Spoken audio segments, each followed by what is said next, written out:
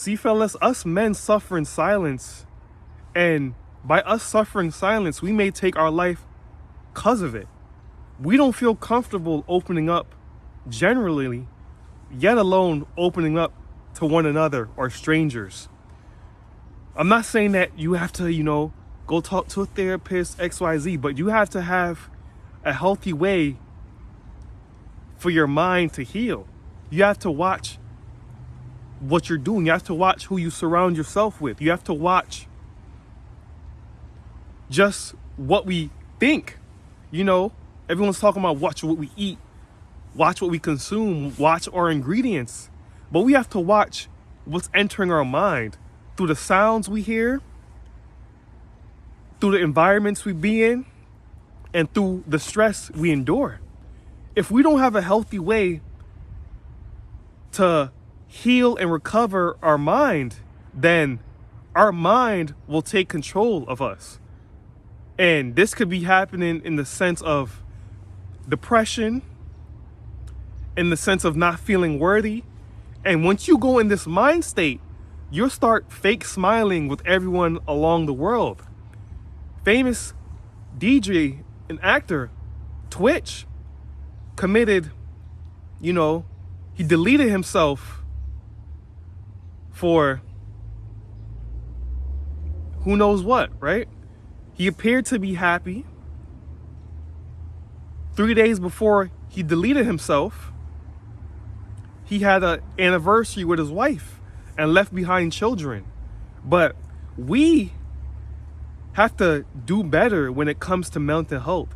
And we have to stop judging people, especially men, about their mind state and the state of their mind state, We have to let everyone be open and be open to have open communications, open dialogues to help bridge the gap between mental health and expression.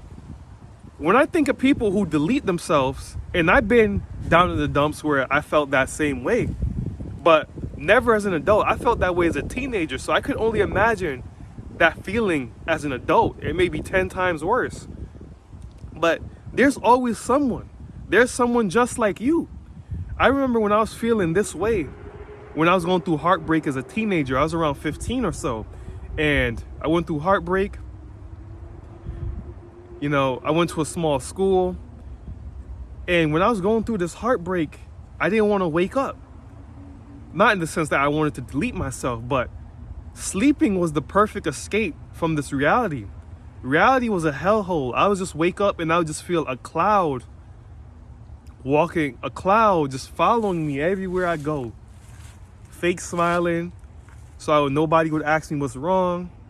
But over time, people who were close to me during school, they asked me like, damn, you looking different. I'm like, damn, this shit really taking a toll on my body. But what you have to realize is it's just a temporary cloud.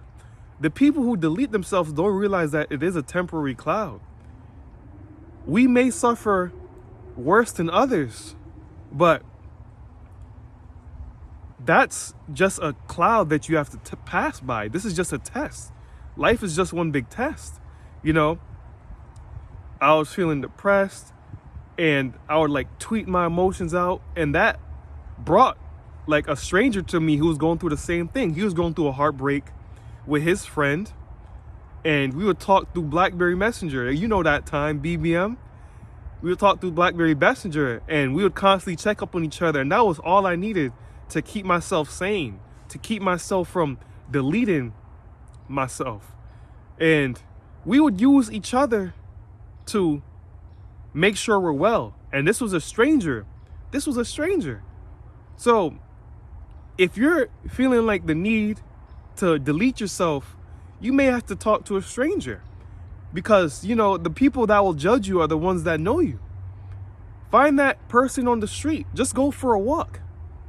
And I'm not here to minimize what you're feeling, but we have to try different strategies if we're not willing to open up. Opening up is easier said than done. So if you gals don't feel like opening up, we have to figure out sufficient ways to channel and disperse that energy. Because somebody loves you. Everybody may not show it to you, but somebody loves you, you know? And when I was feeling that way of me wanting to delete myself, you know, I was manipulating my ex-girlfriend just to get her back. I was like, you know, I'll delete myself to get you back, you know, crazy shit, right? But she did me a blessing in disguise by bringing it to the dean of students, and then she brought me into class, and I had to retract my statement, like, nah, that's not real. But then I came to find out my mom called my grandma. She was so upset, so sad. And my grandma was upset and sad. Everyone loves you, man. Somebody loves you, woman. This is not a pill. I know it's not a pill to make you feel better, but you deleting yourself will not end the suffering. That suffering will transfer into afterlife. It'll transfer into your family members. And we have to be mindful of what we surround ourselves in, what environment we surround ourselves in. And I don't know if you guys know, but Ellen DeGeneres doesn't have the best reputation. And a lot of people who worked for her said she was terrible to work for. So that just raises questions about the environment he was in. For a man to take himself away from his wife and children and family. So this is just a reminder, a wake-up call, an alarm clock that's going off in your mind to tell you, like, damn, I matter. I'm important. Somebody matters. Somebody cares about me. And it just took me a realization to open my eyes and take my depression glasses off to realize that I have a lot to do in this world. I can't take my life away. I can't delete myself.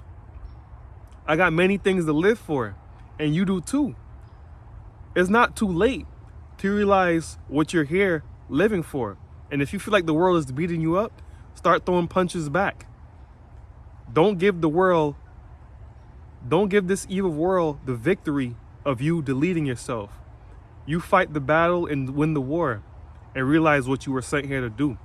So this has been More Studios. If you enjoyed this video, like, share, comment, subscribe, and until next time, you guys be well.